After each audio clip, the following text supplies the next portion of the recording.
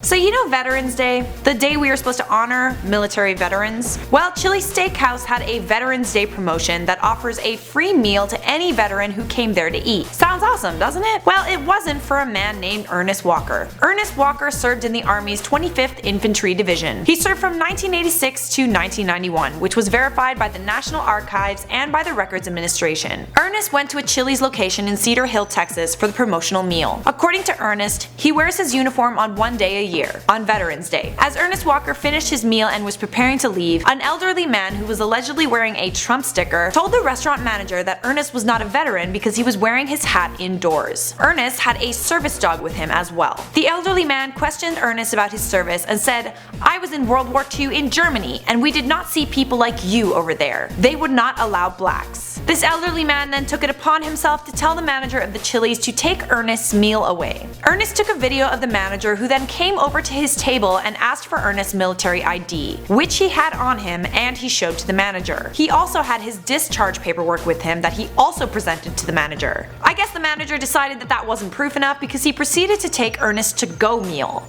which is like, why did you do that? It's not like it was a brand new plate of food. He had already eaten his meal and this was his to-go box. What does it achieve to take away his to-go box? So naturally this was super embarrassing for Ernest. He said that people in the restaurant were looking at him like he stole something. To make matters even more offensive, the manager accused Ernest's service dog as not being a real service dog, even though he had all the certification. Ernest had a service dog because he has a disability. Restaurants that ban pets are required to allow service animals whether they are certified or not. It is illegal for a business to ask about the nature of a disability or to demand verification of a service animal. Chili's head office found out about the incident and they placed the manager from the restaurant on suspension, and he's currently being investigated. They also issued a public apology to Ernest Walker. The apology read, "We took swift action and immediately removed our manager from the restaurant. We are now in the process of working with Mr. Walker on a resolution that promotes trust and healing." Even the mayor of the city of Cedar Hill, Rob Frank, issued a statement about the incident. He said about the city,